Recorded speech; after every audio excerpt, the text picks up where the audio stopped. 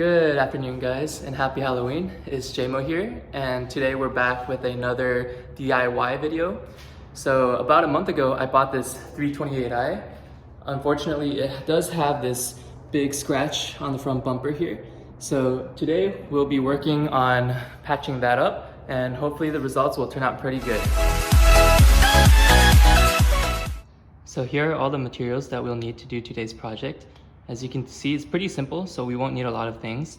First, we're gonna need the microfiber towel. This is just to clean off the debris already existing on the car. Next is the missing piece to the puzzle, which is the actual touch-up paint as well as the clear coat. So I bought this from Touch-Up Direct, but a lot of companies sell this, so should be able to find the paint online as long as you put in the correct paint code. Next, we're gonna need a sanding block and water to wet sand it, as well as a polisher. This machine is optional. You could probably polish it with just a polishing pad. However, I chose to use the polishing machine just for convenience. And we'll also be using Meguiar's Ultimate Compound and Meguiar's Ultimate Polish to finish it off and give it a shine. Cool, so let's get started. The first thing we're gonna wanna do is grab our microfiber towel as well as a bottle of water just to clean off the debris on the front of the bumper.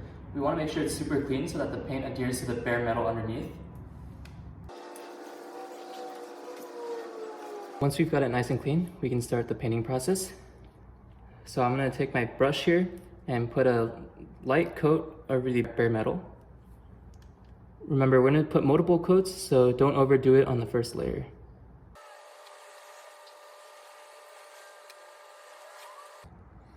Alright, so after the first coat of paint, you might see that the paint is a little bit choppy. You can also still notice the bare metal underneath.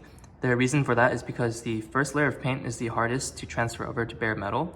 We're going to let this dry for 15 minutes and then transfer a second layer of paint, and it should look a lot better.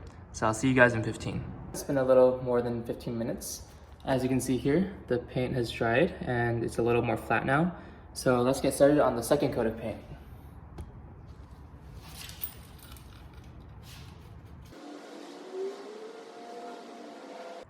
Okay, so just finished up the second coat of paint, and as you can see, it's looking a lot better.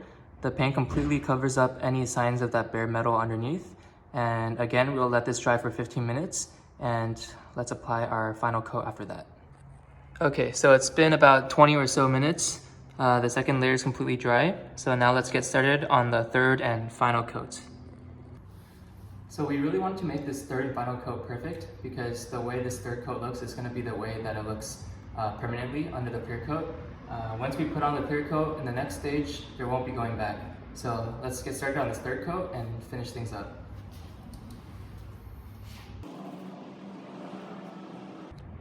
So here's the third and final coat. As you can see, I put a little more paint on this one just to make sure that when it dries, there won't be any bare metal showing. So we're gonna let this one dry for a little longer, maybe 20 to 25 minutes, and we'll see how it looks after.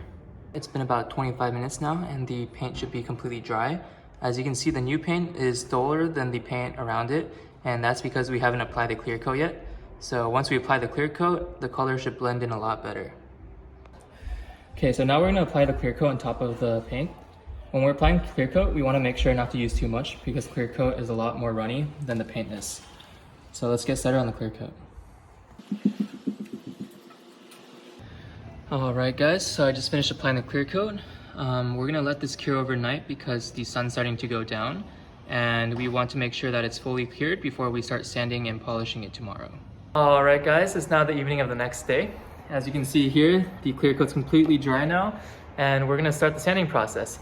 So when we sand, make sure you're wearing a mask so we don't inhale any of the dangerous particles, as well as grab a bottle of water or a hose. Just make sure that we're wet sanding. So for the sandpaper, I'm going to use something super high grit like 2500 sandpaper, just to make sure we don't damage our paint too much. And also, of course, we want to make sure that we pour water over it, make sure it's nice and wet.